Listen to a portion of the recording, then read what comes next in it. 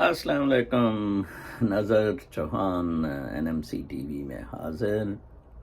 کل میں نے ایک ویلاگ اپنا پینٹ کیا تھا جس سے آج میں شروع کروں گا امریکہ کی صورتحال کے بارے میں. دراصل میں اس لیے نہیں کر سکا تھا کیونکہ ریڈنگز میں بہت مشکل تھی. اگر جب تک سینٹ کی وہ 2 سیٹوں کے رن آف کا نہ پتہ لگتا، تو اب کافی کلیئر ہو گیا ہے اور ڈیموکریٹس وہ دونوں سیٹیں جیت گئے ہیں، گو کہ چند ہزار ووٹوں سے جیتے ہیں. اور ٹرمپ اور ریپبلکنز کا وہی شور جی کہ اس پہ بہت زیادہ دھاندلی ہوئی ہے جاری ہے. اور آج 12:30 بجے کے بعد سینٹ کا سیشن شروع ہوگا یہاں ایسٹرن ٹائم، جو کہ پاکستانی وقت 10:30 رات کے ہیں، جس میں کہ الیکٹورل کالج کا جو بائیڈن کی میجورٹی ووٹ ہے اس کو کنفرم کرنا ہے. ہو سکتا ہے کچھ ڈیسنٹ ہو کیونکہ میک میکونل بھی اس میں شکست کھا گیا ہے. اب دونوں پارٹیز ریپبلکنز اور ڈیموکریٹس کی سیٹیں 50-50 ہوں گی، اور ٹائی اگر ہوگی تو ووٹ کمالا ہیرس جو وائس پریزیڈنٹ ہے ڈیموکریٹس کی طرف سے، اس کا ٹائی ووٹ ہوگا. اور تو اس کا مطلب ہے کہ ڈیپ اسٹیٹ جیت گئی ہے اپنے مقاصد میں. انفیکٹ ڈیپ اسٹیٹ ہمیشہ جیتتی ہے. میں اپنے ایک نیو یارک میں میرے دوست ہیں، وہ کہتے تھے کہ ڈیپ اسٹیٹ بائیڈن کو سپورٹ کرتی ہے. میں سمجھتا تھا کہ ٹرمپ کو.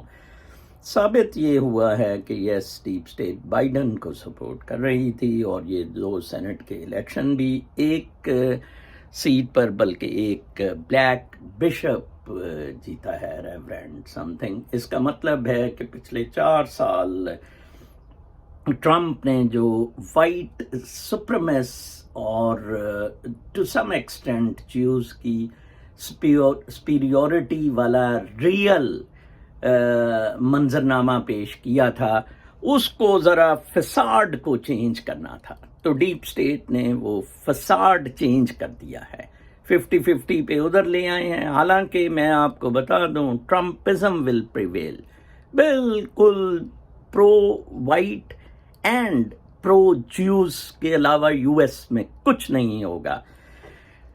حیرانگی کی بات ہے کہ اس کیمپین میں کوئی $1 بلین کے قریب پچھلے 2 مہینوں میں خرچ ہوا. سٹیکس اتنے زیادہ ہائی تھے، یہاں تک کہ ٹرمپ کو جارجیا کے سیکریٹری آف دا اسٹیٹ کو فون کرنا پڑا، جسے ایک تھریٹ کال سمجھا گیا. اور غالباً اگر ٹرمپ صدر ہوتا مزید بھی تو اسے امپیچ اس چیز پر بھی کیا جاتا، واٹر گیٹ سکینڈل کی طرح. لیکن وہ تو ویسے ہی اب سبکدوش ہو رہا ہے. ٹرمپ میرے خیال میں اس ساری چیز میں ہیرو بن گیا ہے. وہ وائٹ سپریمیس کا اور جیوز کا ہیرو بن کر ابھرے گا، اور 4 سال بعد شاید وہ بہت بڑی میجورٹی سے جیتے. ابھی کچھ دیر بعد لوگ رات سے ہی اکٹھے ہو رہے ہیں. سینٹ کے باہر ایک سیو امریکہ کا بھی بہت بڑا جلوس ہو رہا ہے. اس کا مطلب ہے کہ امریکہ تقسیم ہوتا جا رہا ہے.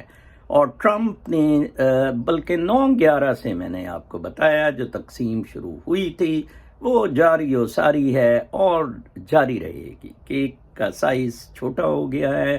کووڈ نے مزید اکنامک ریسیشن، ڈپریشن اور بہت سارے مسئلے پیدا کر دیے ہیں. میں نے آپ کو بتایا تھا کہ بائیڈن صرف اور صرف میڈیکل میں کچھ سہولیات جو اوباما کیئر میں جاری تھی بائیڈن کیئر کے نام سے جاری رکھے گا. باقی نہ تو وہ اسٹوڈنٹ ڈیٹ ختم کر سکے گا، نہ وہ امیگریشن میں کوئی بھی فیسلٹی دے سکے گا.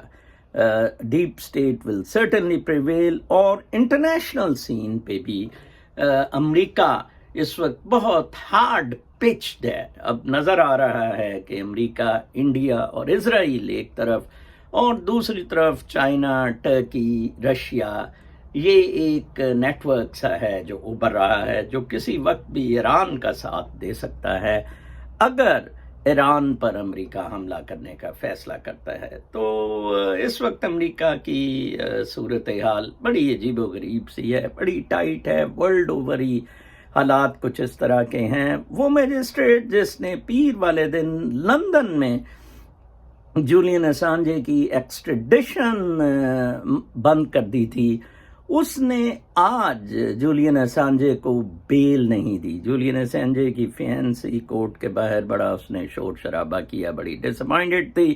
اس کا خیال تھا کہ ایکسٹریڈیشن کے بعد اب بیل بھی دے دے گی. پپی کی ایک لمٹ ہوتی ہے. میں نے اس دن کہا تھا, ایک صاحب مجھے کہنے لگے کہ پپی کبھی نہیں کاٹتا. میں نے کہا نہیں, میرے والد نے ایک چھوٹا سفید رنگ کا وہ روسی سا پپی رکھا تھا, تو وہ جب کبھی ہڈی کھا رہا ہوتا تھا تو ہم اس پہ پاؤں رکھ دیتے تھے تو وہ کاٹتا تھا. تو جب ہڈی کا معاملہ آتا ہے جناب, پھر پپی بھی کاٹتا ہے. وہ لندن ایکسٹریڈائٹ کبھی نہیں کر سکتا تھا. لندن غالباً نواز شریف کو بھی ایکسٹریڈائٹ امریکہ کبھی بھی نہیں کرے گا. پاکستان کا تو خیر اس نے فیصلہ کر لیا ہوا ہے کہ نہیں کرے گا, لیکن غالباً وہ جو آبراج کیپٹل کا کیس ہے جس میں نواز شریف اور عارف نقوی درکار ہیں, اس میں بھی وہ نہیں کرے گا.